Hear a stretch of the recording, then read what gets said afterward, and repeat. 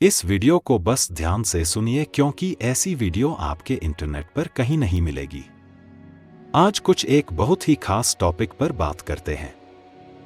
आज के टाइम में सोशल मीडिया पर कुछ Indian blogger out of country घूमने जाते हैं और हमें अपने ब्लॉगिंग में इंडिया और अदर कंट्री के बीच डिफरेंट दिखाते हैं और हमें यह बताते हैं कि देखो चीन 2050 में जी रहा है और हम इंडियन अभी 2025 में ही जी रहे हैं।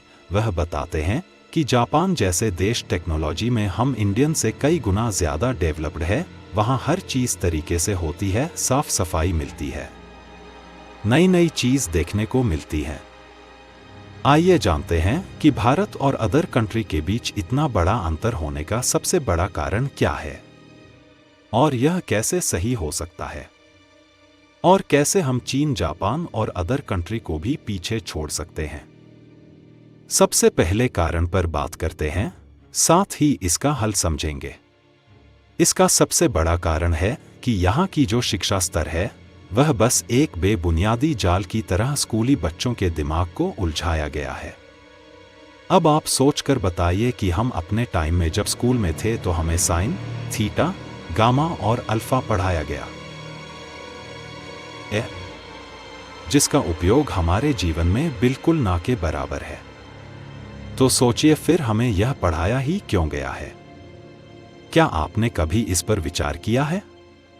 अभी आपको शायद मेरी बात समझ में नहीं आ रही होगी, चलिए जरा विस्तार से समझते हैं। भारत में बच्चों को जिस तरीके से पढ़ाया जाता है उसे तरीके से अदर कंट्री के बच्चों को नहीं पढ़ाया जाता। यहाँ बच्चों के दिमाग को इस तरह उलझा दिया जाता है कि उनका दिमाग इस उलझन से बाहर निकल ही नहीं पाता है। आप यह बताइए कि क्या सारे बच्चे डॉक्टर बनेंगे या इंजीनियर बनेंगे या आर्मी में भर्ती होंगे या पुलिस बनेंगे, क्या लोको पायलट बनेंगे या पायलट बनेंगे? ऐसा संभव तो नहीं है। तो जब ऐसा संभव नहीं है तो सारे बच्चों को एक ही तरह से क्यों पढ़ा जाता है? हो सकता है कि बच्चों की इच्छा कुछ अलग करने में हो, कुछ अलग बनाने में हो, कुछ नई खोज करने में हो, या वह किसी टेक्नोलॉजी पर काम करना चाहता हो, या वह इलेक्ट्रीशियन बनना चाहता हो, या वह किसी मोटर व्हीकल बनाने में उसकी इच्छा रखता हो।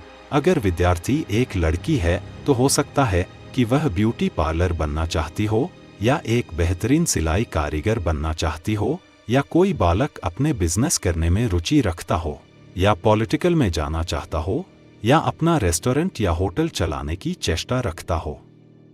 जब हमें यह नहीं पता कि बच्चा करना क्या चाहता है तो हम सारे बच्चों को एक ही दिशा में क्यों दौड़ने के लिए बोलते हैं?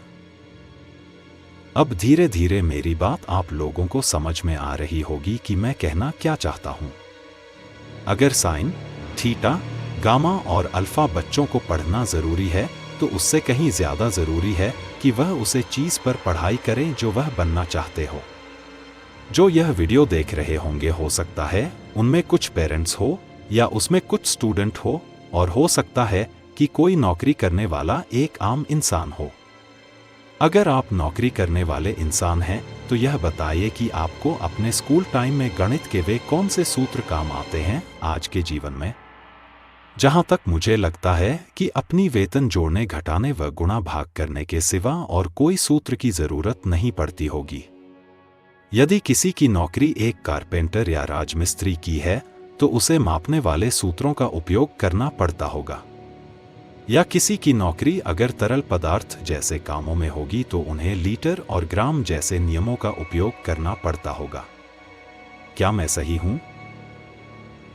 अगर मैं सही हूं तो आप बताइए कि बेफिजूल की पढ़ाई पर क्यों दिमाग को खर्च करना, उसकी जगह हम अपने मन को कुछ नया विचार करने में भी तो लगा सकते हैं और कुछ नया बनाने में लगा सकते हैं। मैं पढ़ाई को गलत नहीं कह रहा हूं, मैं बस यह कह रहा हूं कि बच्चों को सिर्फ वही पढ़ाया जाए जो उनके जीवन में काम आए। इसके अलावा उन्हें उसी विषय पर ध्यान दिया जाए जो वह करना चाहते हैं, जैसे बिजनेस कैसे करते हैं, मैकेनिक कैसे बनते हैं, इलेक्ट्रिक का काम कैसे किया जाता है, घर या बिल्डिंग कैसे बनते हैं, कोई नई चीज बनाने का सही तरीका, पॉलिटिक्स में क्या किया जाता है। साइंस की किताब और कंप्यूटर की किताब इत्यादि जैसी किताबों पर ज़्यादा ध्यान दिया जाए, जिससे वह अपने जीवन में उपयोग कर सके। बच्चों को स्कूल में कम से कम वह चीज़ ज़रूर बता और सिखा दी जाए जिससे वह अपने घर का सारा काम खुद ही कर ले, उसे किसी को बुलाने की ज़रूरत ना पड़े, जैसे इलेक्ट्रीशियन, प्लम्बर, कारपेंटर। चीन और जापान जैसे देश में बच्चों को शिक्षा प्रदान करने का तरीका बहुत ही अलग है। वहाँ बच्चों को किताब के साथ साथ नई नई टेक्नोलॉजी पर काम करना, उन्हें हर रोज़ नया कुछ बनाने को दिया जाता है और उन्हें ग्राउंड लेवल पर फिजिकल रूबरू कराया जाता है, जो भी उन्हें पढ़ाया जाता है। और यहाँ भारत में तो बच्चों को होमवर्क के ही इतना मिल जाता है कि बच्चों के माँ बाप को ही होमवर्क करना पड़ जाता है। हम यहाँ बच्चों को वह मौका ही नहीं देते हैं कि वह आगे कुछ नया चीज़ सीख सके या नया कोई काम कर सके। अगर आप यह वीडियो यहाँ तक देख रहे हैं तो आपसे निवेदन है कि यदि आपके घर में बच्चे हैं, उन पर कोई भी दबाव न डालें, उन्हें खेलने कूदने का पूरा मौका दें और कम से कम मेडिटेशन ज़रूर कराएं नियम से। भारत के हर स्कूल में भी योगा क्लास और मेडिटेशन जैसी क्रियाओं को कराना चाहिए। मेरे कहने का तात्पर्य बस यही है कि स्कूल में ही बच्चों को वह हर चीज़ सीख देनी चाहिए जो उनके लिए ज़रूरी हो, जिसके लिए उन्हें अलग से कोई कोर्स जैसे ITI और पॉलिटेक्निक करने की ज़रूरत ना हो।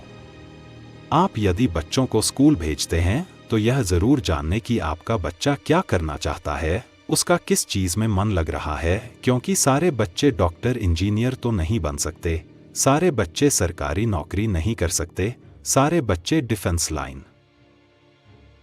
के लिए नहीं बने। आशा करता हूँ मेरी बात आपको समझ में आई हो। आगे भी शेयर करें। फिर मिलते हैं अगली वीडियो में। धन्यवाद।